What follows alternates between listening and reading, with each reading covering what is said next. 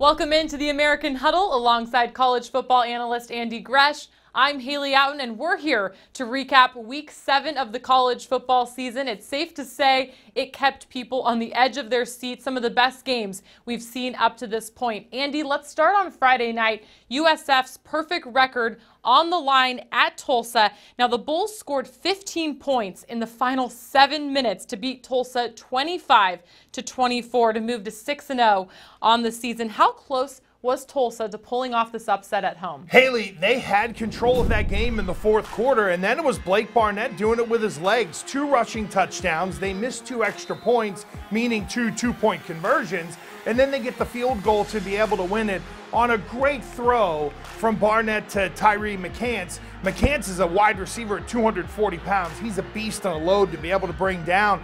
But it was there for Tulsa, and I know they've been waiting to have that great success this year. But it was a Blake front effect once again. He brought it to Tulsa and found a way to get USF out of there with a big win to keep that undefeated season rolling. And that batch of games in November between them and UCF and Cincinnati, the dream still lives as they're all undefeated. You mentioned the Blake effect and his fourth quarter leadership. He's done this numerous times this season, leading his team to come from behind wins late in the game against Georgia Tech, Illinois, and now Tulsa. Why is that a trait that could ultimately take the Bulls the distance, especially here in conference play as the season goes on? Haley, I think it's a great point because you got to believe in your quarterback. And it's not so much the quarterback himself, it's the people around the quarterback and the coaching staff to have confidence to call any play that they think is going to work. So I think it's a great point, and it doesn't just happen overnight. It builds. You have to work towards it, and I think USF is doing that.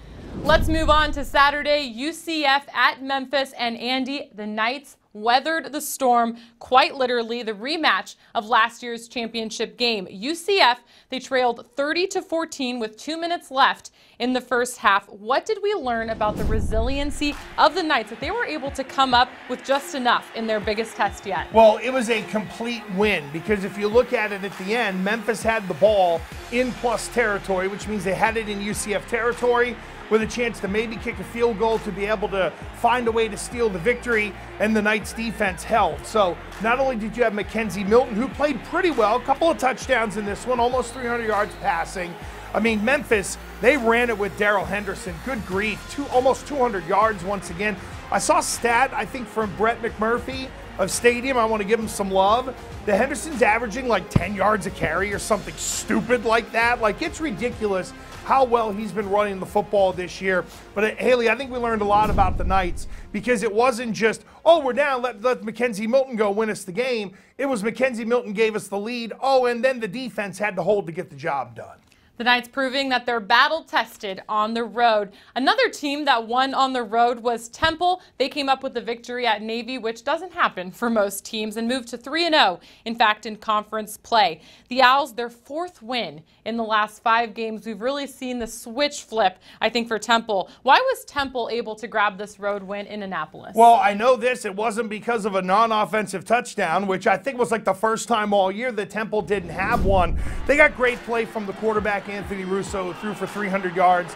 And Haley, I know we were down in Newport for Media Day, and we thought the quarterback situation at Temple was going to go one way, and Anthony Russo is now settled in and really grabbed that job. He's able to drive the ball down the field, and look, we know dealing with Navy is tough. Navy ran for a ton of yards, but the thing that Navy really can't do are deal with great athletes on the outside, and that's where Venture O'Brien ended up getting the job done for Temple. And don't look now, but the Owls, who had some early stumbles, have now all of a sudden kind of found themselves in a little bit of a groove here. They're playing good defense. To me, Temple is getting those team wins because of all those non-offensive touchdowns, and now maybe the offense is starting to catch up a little bit. And finally, the last game on Saturday, Houston at ECU. Quarterback De'Aaron King led the offense in usual fashion, but the Houston defense came up big, Andy, holding ECU to 41 yards on the ground. How could the defensive improvement at this midway point in the year ultimately be the difference for this team? Well, I think it's Ed Oliver maybe waking up a little bit, in that now that Houston has been able to develop some guys around him, now he can get some one-on-one situations. He had a big sack. that turned into a fumble and a scoop and a score that really sort of separated Houston from ECU in that third quarter and really got them rolling. I think the fact that if you can do stuff to get Ed Oliver free, we know he can eat guys up. I mean, pick an offensive lineman, find your weakest, put Ed Oliver over him, and then let him just go out there and make a bunch of plays. And I think from the ECU perspective, they get down, they get a couple of touchdowns late. But we've wondered, what is Houston going to be offensively this year? Offensively, they're developing into the De'Aaron King show. Now defensively, it's got to go back to being the Ed Oliver show.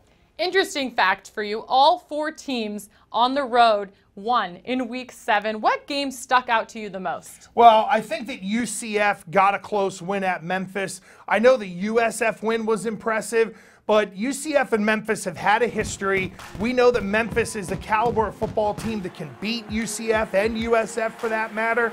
So I think for the Knights to get the complete team win, eke one out, look at it and say, okay, now we got to find a way to get better here down the stretch as we get into this month of October into November. That's the one that really stood out to me.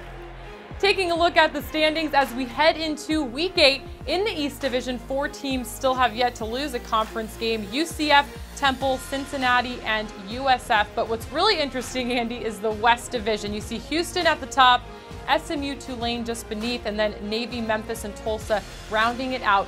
What are your thoughts on the West Division at this point in the season? Well, I still think it's going to be a battle, and what makes it difficult, Haley, is that Navy and Memphis are capable of beating anyone in the American. So, you know, therein lies the rub of, okay, you may look at it and say, well, you know, schedule-wise or record-wise, it doesn't look great. Well, in a way, it doesn't matter. We know Memphis can run the ball. We know Navy can run the ball. And if you have a bad day out of your quarterback with a couple of turnovers and their ability to run it, they can beat anyone. So to me, in the West, Houston's got to continue to score. I'd love to see SMU settle in with a quarterback. You know, and again, Navy and Memphis are the real wild cards. And then Haley in the East, I mean, it's undefeated Central right now. You get UCF at the top, Temple at 3-0. It's just the way their schedule is broken.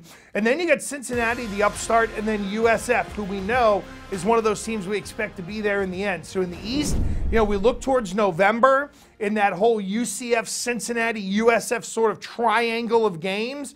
And then in the West, I do think it's Houston's to win. However, Navy and Memphis could be big spoilers, and that may end up in the West going down to tiebreakers. Things will definitely start to shake up a bit here in week 8, and Andy and I will be back with you on Saturday morning for an episode of the American Huddle to take a look at all 7 matchups on Saturday. We'll see you then.